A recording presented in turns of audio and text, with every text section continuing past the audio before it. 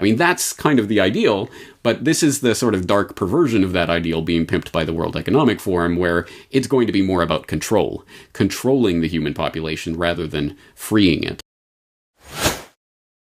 You're listening to the Corbett Report. James, welcome back to the show. How are you doing? I'm doing very well. Thank you for having me. No problem. Wanted to get you back on to talk about the World Economic Forum and the Great Reset.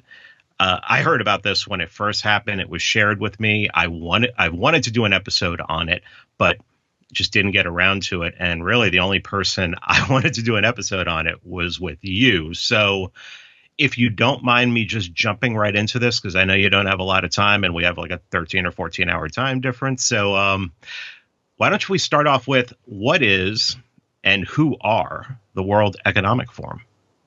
You know, that's an excellent question. And I think for our purposes today, the most important member of the World Economic Forum that we're going to be talking about is Klaus Schwab, who is, as one would expect, a consummate insider of the global jet-setting elite. One might say the superclass, if one was informed of such things as David Rothkopf, who was a Henry Kissinger associate, basically mini Kissinger, wrote a book several years ago called Superclass, where he basically said, yeah, you know, these crazy conspiracy theorists think there's just this handful of people that run the world. Well, there kind of is. There is this transnational elite who get to set the international agenda through not any particular organization, but just being part of these connected organizations like the World Economic Forum. And Klaus Schwab, of course, is the founder and the executive chairman of that organization right now. It was founded in 1971, and of course, it's based in Switzerland. It's most famous for its annual retreat at Davos. Every year, the world elite, quote unquote, get to hobnob and shindig in Davos and spend a week or two just basically attending different seminars and talking about the global agenda, which they like to think that they are setting, and perhaps they are. I think their official mission statement is to, quote, they're committed to improving the state of the world by engaging business, political, academic, and other leaders of society to shape global, regional, and in industry agendas. And if that sounds like a pretty grandiose mission statement, well, you're starting to get the sense of what this organization is aiming at. When you start looking into it, here's a better question.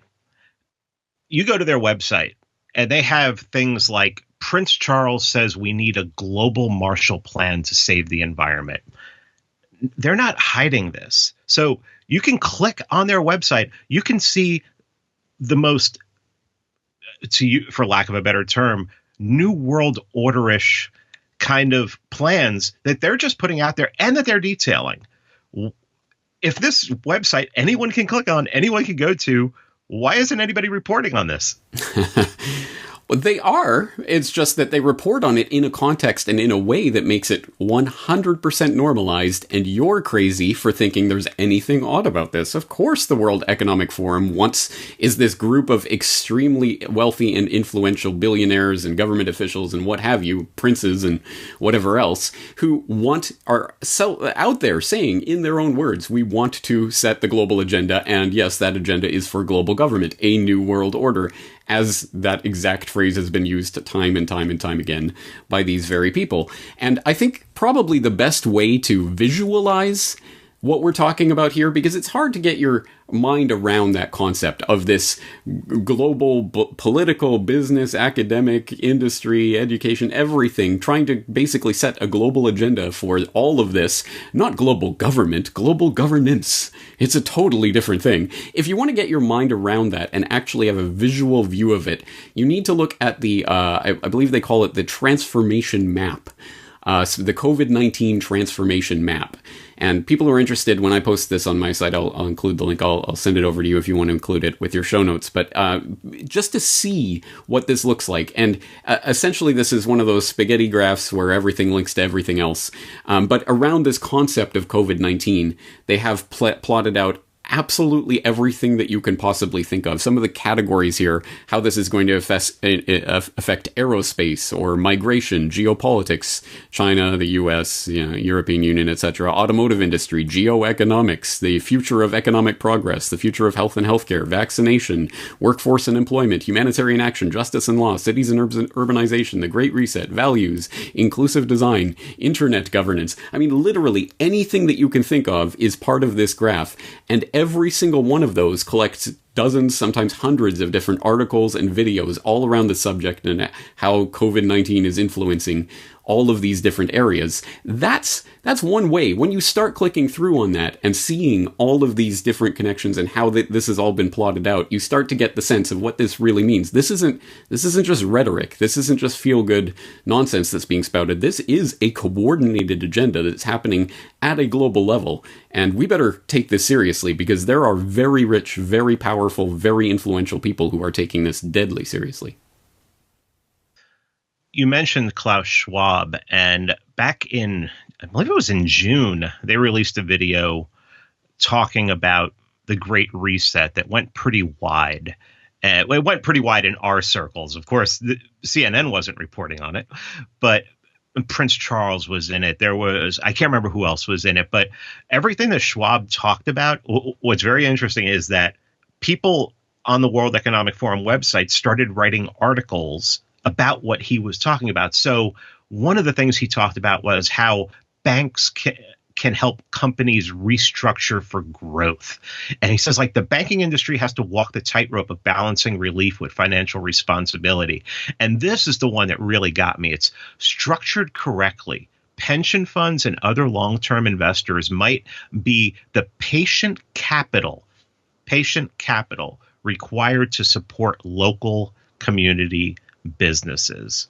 What does all this mean? What are they talking about when they're talking about restructuring banking? I think this is actually a window. It's a microcosm into what the larger agenda is. And we see that in the constant going back to this idea of public-private partnerships and how we can continue governance, or not continue, but actually transform governance through public entities relying on private capital and vice versa, and how those can mix and conglomerate in various ways. Now, it's funny because I think we used to understand that as fascism, or as Mussolini more correctly termed it, corporatism, the merging of corporate power and governmental power.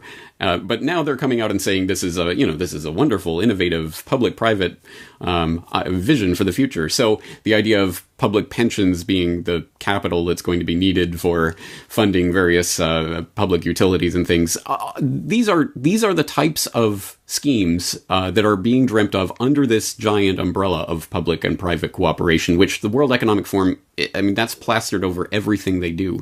And I think if there's any sort of overarching narrative to every single aspect of the changes that are going to take place as a result of this Great Reset that they're calling it, it is this, it's the monopolization of and consolidation of power in every field imaginable. Banking, certainly, but more broadly speaking, the monetary power is going to be consolidated under things called central bank digital currency. CBDC is the new buzzword. That's popping up absolutely everywhere.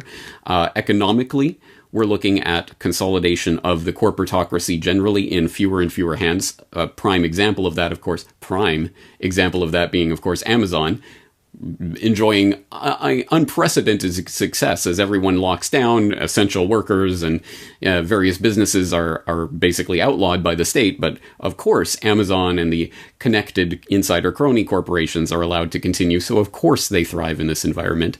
Education. Actually, here's an fascinating story that popped up recently because it really gets to the heart of where this is going, which is the digitalization of everything in the economy is an integral part of this Great Reset, so-called.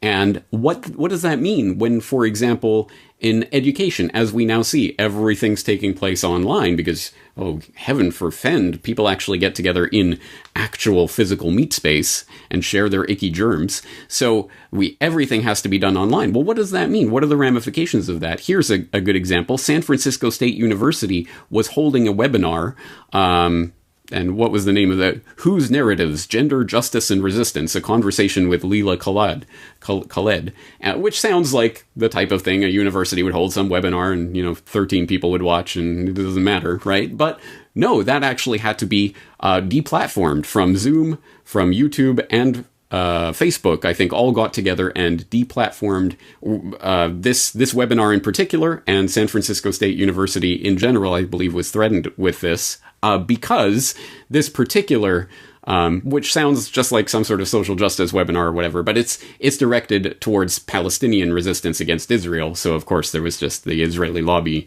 freaking out about this and decided to cancel it. But think about the larger ramifications of that. Through the digitalization of the economy generally and education specifically, we now have these corporate platforms that, of course, have all sorts of backdoors into the government themselves that can literally stop education, webinars, seminars, whatever, from taking place at all because you cannot have them in actual physical space anymore because they're outlawed. I mean, that's just an example. And again, my mind boggles at even trying to explain all of this because it's literally every aspect of our society, from the economic and sort of the meta-narratives right down to the individual examples of how we're going to interact with people in the future. They truly mean it when they say this is a global transformative event and nothing will be the same.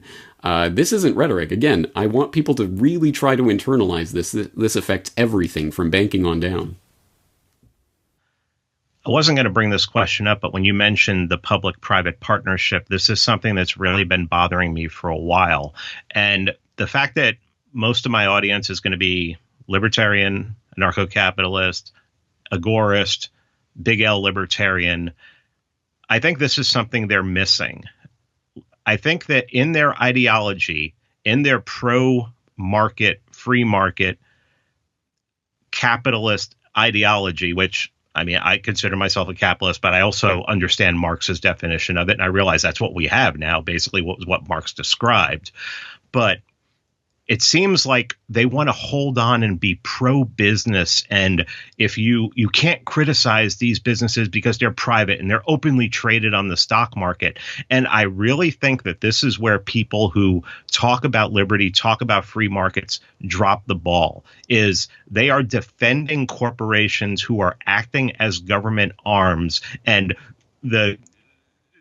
the term that's used a lot about this is they're libertarians, that they need to be laughed at because they're so simplistic in their thinking, is that they don't realize that these aren't private companies anymore, but their ideology is that they have to defend the free market is with everything until their last breath, to the point where I've actually said that they won't mind being loaded onto boxcars as long as those boxcars are owned by Walmart. Yeah. You raise some extremely. You raise some extremely important points, and I think that's why we always have to be as precise as we can be with our language. And there's always going to be moments of imprecision in anything we're doing lexically. But capitalism is just. Again, it's like socialism. It's like communism. It's one of these words that is essentially meaningless because it means anything. If you have in your head either I am capitalist and I'm that's great, or I hate capitalism and that's the enemy. And whatever you like is capitalism, or whatever you hate is capitalism. It doesn't mean anything in those sense. That's why I would tend to define the system as it's developing right now as state capitalism, and that gets, I think, a little bit closer to what it is that we're opposed to, which is the public-private partnership. Again, they make it sound just so banal. I mean, we've heard that term all our lives. I'm sure I certainly have grown up with that term, public-private partnership, and it sounds, this is an innovative new approach. No, it's not innovative. It's not new. This is a very, very old idea. It's the consolidation of power in crony hands with the sort of fig leaf of privatization. This is not what people, I think, are thinking of when they're defending capitalism. This isn't it. This is state capitalism, and we cannot really examine any of the institutions that exist in that through that capitalist communist framework, or whatever sort of 19th century framings of this debate that we're still going from, which clearly don't pertain to 21st century reality. So I think that's one way that we can start to inject that into the conversation. If you're against state capitalism, well, I'm with you. I think I'm for capitalism, but I'm against state capitalism because that absolutely is the state that we find ourselves in right now. And I think that starts to speak to what you're saying. So let's apply this to a particular debate that I see coming up over and over and over again right now. Obviously, in the space that we're working in as media purveyors, we're very concerned about free speech on the internet and the crackdown. For example, deplatforming from Zoom and YouTube and Facebook and what have you because you dare to speak about Palestinian cause or something. Absolutely, this is a worrying thing. And so, as you're saying, some people will simply defend these corporations and what they do because it's private. Some people will say, well, no, we need some sort of, these aren't private, this is government, so we need to regulate them. I guess the space in this debate I want to carve out is to say, yes, this is part of the state capitalist system, and trust me, I did The Secrets of Silicon Valley, I believe was the name of the podcast, if people want to check it out. I believe that's corbettreport.com/Silicon Valley, but don't hold me to that. I did. It's essentially a little 45-minute documentary about the creation of Silicon Valley, absolutely through government and military, essentially funding all the way, and all of these corporations that sprung up around the microchip revolution were all in bed with the government in one way or another. So I'm well aware of this, but it boggles my mind that people think that the solution to this then is going to be the creation of some sort of governmental agency that's going to come in and regulate these companies. And don't worry, we'll make sure that anyone who speaks about whatever 9/11 truth or Palestinian causes or whatever controversial. But you'll have a space on Twitter. Don't worry, we'll make sure that you get and they won't be able to kick you off. What nonsense. What planet are you living on? The answer to this has to be the agorist approach. It has to be, no, we're going to carve out our own space because the internet still exists and it is not a monopoly. Of course, yes, they have 95% or 99% or whatever it is of the market share of the human population are going to these, 10 sites or whatever they are, but they don't have to. And we can carve out our space for agorist resistance within that. And that to me is it's the only possible real solution. Anything else is just playing around. And, you might, I guess, if you elect the right representative who creates the right council will rule over the internet in a benevolent way, you might be happy for 4 years until, oh my God, the people I don't like just got into power. How did this happen? I never foresaw it. What nonsense. No, clearly we have to take the initiative to carve out our space. And that's the answer to this formation of these state capital monopolies. We have to press into the gray and black markets. That is the only space for freedom. And if we don't expand them, they're never going to expand by themselves. They're only going to shrink. And if this crisis, this generated crisis that we're living through has taught us anything, it is that. It is that they are going to press on this in every way they have, pressing on that nerve of power until they can wrest every drop of resistance out of the population by mere fact that the digitalization of our lives leaves us less and less space for anything that is outside of the purview of the state, monetarily, economically, socially, in any way that you can think of. This is the time to resist. So, sorry for that rant, but this is where this leads me. I think you're right. We have to identify state capitalism as the problem. But the answer to that isn't going to be communism or socialism. No, it'll be a benevolent state that will take over instead of the bad state. No, of course. The real answer to this is individual agorist action working together with like-minded people towards carving out space for freedom. Getting back to the World Economic Forum and sorry, and the great I asked the question, so yeah, I brought it up. So and it was great. I mean, that's what people needed to hear. That's the message I've been giving. It's like it almost seems as if people who believe in free markets don't want to criticize private companies because that's what commies do, and I don't want to be on the side of the commies. So thank you for that. And that is the answer is going to be agorism and the counter economy from here on out. But on the World Economic Forum site, you constantly see this term that a lot of people have heard, but they don't know what it is. And they're constantly talking about the fourth industrial revolution. What are we talking about? What are they talking about when we see that term? All right, so this is a network of related concepts and things. So we'll take this piecemeal. But if people want this fleshed out, there's an 11-minute video that World Economic Forum put out back in 2016 to try to at least dip people's toe in the waters, and they put out an article that helped flesh this out. Essentially, the premise of this is that the first industrial revolution was steam power, and all of the things, all of the machinery and creation of factories and what have you that came from that initial harnessing of steam power. The second industrial revolution had to do with electricity and the electrification of cities and what have you. The third industrial revolution then would be communications technologies and computer revolution. The fourth industrial revolution, as they term it, is the bringing together of technology, biology, and the physical world, the digital, biological, and physical world, and the ways that those are going to be merged. And at one level, I want to say, well, this is akin to the transhumanist philosophy, the transhumanist goal that has been around for decades now, formally through the Transhumanist Association, of we are going to merge man and machine. And this is that stuff that sounded like crazy sci-fi fiction, I'm sure, when they first started this. We're going to have the brain chips and whatever.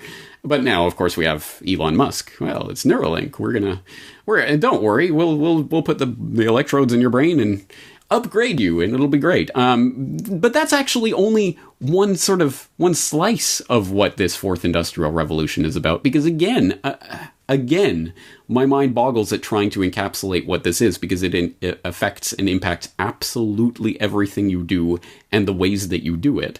But one example, or one way of getting a handle on this that will, I think, hit home for a lot of people is the automation of the workforce, which obviously is a topic that we've been hearing about for decades now, but is really coming into view, and even more sharply now in this generated crisis, where the automation of the workforce is much more apparent, is on the table. And we see the ways that that's going to be pushed forward as a result of this crisis.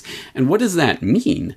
Well, again, that transforms our entire perspective on employment and what is the purpose of work, and what does it mean if half of the human population has no work? I mean, what do we do about that, and what have you? And so, of course, we need a UBI. And the UBI, well, I mean, we can't just give it out. It'll be tied to your social credit. Or we can imagine the ways that this will play out. But that's just one example of how this fourth industrial revolution is going to utterly transform everything that we do and every way that we are doing it, through the Internet of Things and transhumanism and automation of the workforce and whatever sort of science fiction Jetson type of idea you've ever heard in your life is coming together. And interestingly enough, again, I think there are aspects of this which will, for any market anarchist or any agorist, would look at some of these ideas and say, well, yes, that's what we need. We need to push through this revolution, because the Industrial Revolution, of course, it was great for humanity in a number of ways, and people are obviously living a lot better now than they were hundreds of years ago. But it created with it an entire culture that was based around these mass factory production and urbanization that was a result of that, and the sort of distribution methods that were required for these mass-produced products to be shipped all over the world. It was just, I mean, it's a ridiculous system when you think about it, but of course it exists because of the technology as it was coming together. Well, the dream isn't the dream to have the 3D printer on every desktop, that we are all our own manufacturing base now, and everyone can be designers instead of being slaves at some machine or something all day. No, we can use our human creativity to, I mean, that's kind of the ideal, but this is the sort of dark perversion of that ideal being pimped by the World Economic Forum, where it's going to be more about controlling the human population rather than freeing it. And again, I think it's almost more about what is the conscious intention of the ways that these ideas are being pushed, and can we direct that one way or another? I like to think we can, because we are not spectators in this sport called history. No, we are the players. We are on the field right now, and our decisions are going to influence that right now. So that's why these things, again, that seem in one way not insignificant but trivial, like 3D printing and what have you, yeah, the early iterations of this are not exactly revolutionary, but It doesn't take a genius to extend this out a few decades and see the real bifurcation in the path. I mean, the path is forking right now, and we can go towards complete control of the human population or the freeing of the human population based on the same precepts and the same principles and the same technologies, but through a different ideology. One will lead you one way, one will lead you the other. And the World Economic Forum wants to make that path seem like the only possible path. I mean, what else can we do? We have to transform the world. All these technologies are coming together, so we have to organize a global governmental structure that will keep you safe and swaddle you in its loving arms, unless you don't want to be swaddled in its arms, in which case it will crush you, like the devouring mother, or whatever metaphor you want to get into. So, again, sorry for the rant, but again, my mind boggles at trying to encapsulate the sort of vastness of these ideas in something that people will be able to understand in a nutshell. It's probably not surprising if I told everyone that the World Economic Forum has a Great Reset podcast. And the latest episode says, the description is, the response to COVID-19 pandemic has shown the world's ability to diverge from business as usual to protect public health and safety. The question they sought to answer was, how can we carry that over to address the threats of climate change and socioeconomic injustice? Well, what does that mean? It means that the exact agenda that they have been pushing for years is not in any way disrupted by this event. It is only, at best, it's just another excuse for pushing that agenda through. But actually, I think it's an excuse for pushing it about 1,000 times harder and faster. People might have heard of Agenda 2030 and the 2030 Sustainable Development Goals that the UN put out. Well, this is essentially bringing that time frame up several years. So I do recall that at the beginning of this generated crisis, there were a lot of people saying, oh, this might be the end of globalism. We've shown that it's, prone to all these disruptions. I don't think so. I think this is their excuse to try to really clamp down. So, yes, for people who don't know about this, yes, the sort of the buzzwords, the catchwords for global governmental structures of various sorts for years have relied on sustainable development and climate change as being the excuses. This is not about the environment. This is not about saving Mother Nature. This is about control of the human population and control of the world's resources. And I could not possibly do justice to an elaboration on that idea for people just in a few minutes here. But if people are interested in this, I would direct them towards my documentaries on how big oil conquered the world and why big oil conquered the world, and a subsequent follow-up podcast I did on what is sustainable development. Because unfortunately, if you're like me anyway, I was a Canadian growing up in the Canadian public education system, so I was a socialist by default, and of course received all the environmental indoctrination just to love these words. Sustainable, anything that had the word sustainable or whatever on them were just by definition great and wonderful, as opposed to tools for control and monopolization of the world's resources. One video that I would recommend people take a look at, just to get sort of an idea of what this world of the future under these climate change and sustainable development goals actually looks like. It's called Plandopolis. And this was created for a conference that was going on about Vision 2045 or something like that. It was looking at the world of 2045. And to this day, I don't know the context of this particular video. It's like an animation, almost like a comic book animation kind of thing.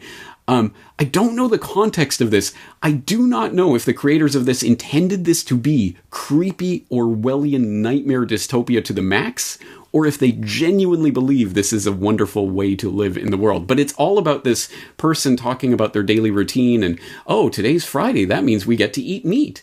And it's about the city planners have decided that our nephew is going to be a city engineer and he's going to work in the waste production plant or whatever. And it's all about how every aspect of these people's lives are micro-controlled. And to this day, I genuinely don't know if the creators of this video think this is a great idea or if they're saying, no, this is a nightmare, because I see it as the nightmare. But I know there are people out there, because it hits the right buzzwords, will actually think that this is something to strive towards. I want to finish off on something away from the World Economic Forum, but definitely in the realm. I released an episode today with our friend Vin Armani, and it was just he and I talking. It was just a live stream, and we were just talking back and forth for an hour and 45 minutes. And we were talking about how people have just adapted so quickly to this, and how it's become a religion. It's almost spiritual.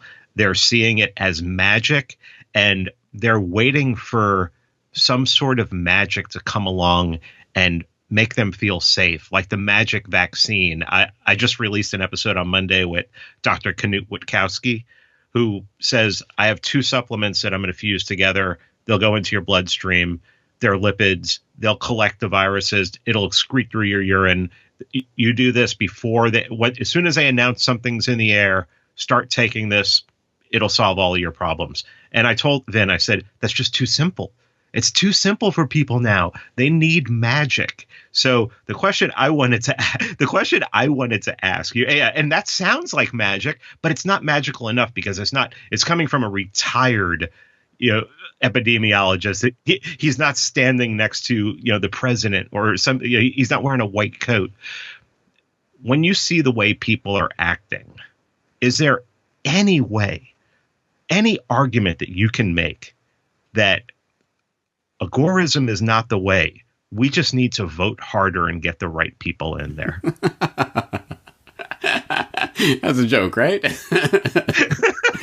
Yeah, vote harder, guys. No, but you touch on a couple of really, really fundamentally important points there that I want to underline. One is this presumed health authority, trust the science, which is just such a garbage phrase that was designed to lock in the minds of a certain percentage of the population. Derek Brose over at the Conscious Resistance, The Last American Vagabond, he just had a article on this that I thought hit the point just perfectly. Are we living in an anti-science society or something along those lines? And his point is, they keep saying that anyone who questions anything of these presumed health authorities, these unelected health authorities, where do they come from? Why are they dictating every aspect of my life? Oh, who cares? They're trust the science. They like to say that anyone who defies our orders is anti-science. Well, no, actually, because you can point to this scientist or Knut Witkowski or this scientist or this scientist or this scientist, and that would, so really you can make the argument that they're denying the science. They're the science deniers, because science, of course, is not a singular noun, this thing that exists and I'm denying that. No, it is a process. It's messy. There are conflicting opinions. So if you deny that, you are denying science. I think that's maybe one way that you can get past the indoctrination that people are under right now. And I'll try it out. I'll let you know how it works if I can unlock some minds that way.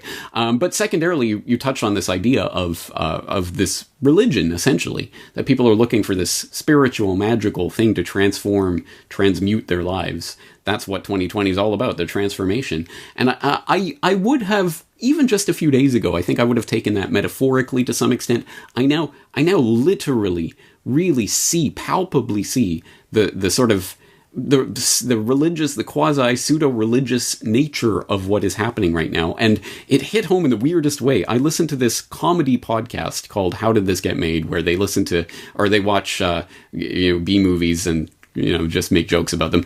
It's just one of my silly things that I do to unplug. But I was listening to one of their, their mini episodes, as they call them. And it was this special episode where they're talking about social justice or whatever. And so it started with this weird moment. How did this get made, listeners? My name is June. My pronouns are she, her, hers, and I want to start our conversation today by acknowledging the traditional custodians of the land upon which I am in my home, the Tongva tribe, and their elders past and present. And as so many of our listeners are listening, folding their laundry, on walks with their dogs, all over this country, I want to acknowledge the traditional custodians of this country, the indigenous peoples and their elders, past and present. I also want to name that today my highest intention is that my words and language do not cause harm to my guests or to those listening in. And I recognize that. Like, I have seen this before. This is prayer. This is what they are doing. They're doing a prayer of sorts. This is a spiritual thing that is happening, a religious urge that is being fulfilled by these types of, whether it's the social justice thing or the climate change thing or whatever it is, that, or even just COVID-19, trust the scientists, they will protect us. There really is a sort of religious side to this that I think, how do you address that? What do you do? Because, of course, with just the secularization of culture generally, human beings are still human beings. I mean, I don't care if you're atheist or not, but humans have this religious, spiritual side to them, whether you think there's anything supernatural or not. That is going to manifest, and it's currently manifesting in these kind of creepy ways that I think are being harnessed for certain political agendas. And that's, I mean, how do you get past that programming? How do you get people out of that matrix? You know, that's the prize, I think, for anyone who wants to really deprogram people and get them to step outside of this. I'll let you know when I find the magic decoder ring for getting people to see this. I'm not very hopeful at this moment that it's going to happen quickly anyway. I know you have to go. I want to ask you a question I know you can answer very quickly. Did you ever see the David Letterman episode where he had Edward Bernays on? No. What? No. You'll look it up on YouTube. One of the first things he talks about is he talks about wearing a white coat. He goes, and when I wear a white coat, you think I'm an expert. Yeah, you have to look that up. Edward Bernays was actually on David Letterman. That's crazy. Wow. I will absolutely look that up. Plug where people can find your work. CorbettReport.com, CORBETT report.com. That's where all my work is, completely for free. As I say, people who are interested might want to check out my How and Why Big Oil Conquered the World documentary and some of the other, again, just type any of the terms that we've been talking about into the search bar and you'll find probably dozens, if not hundreds of hours of podcasts and what have you on it. All completely for free. Use it as a resource. That's what it's there for. And I will link up to everything that you mentioned today. I appreciate it, James. Thank you so much. Thank you.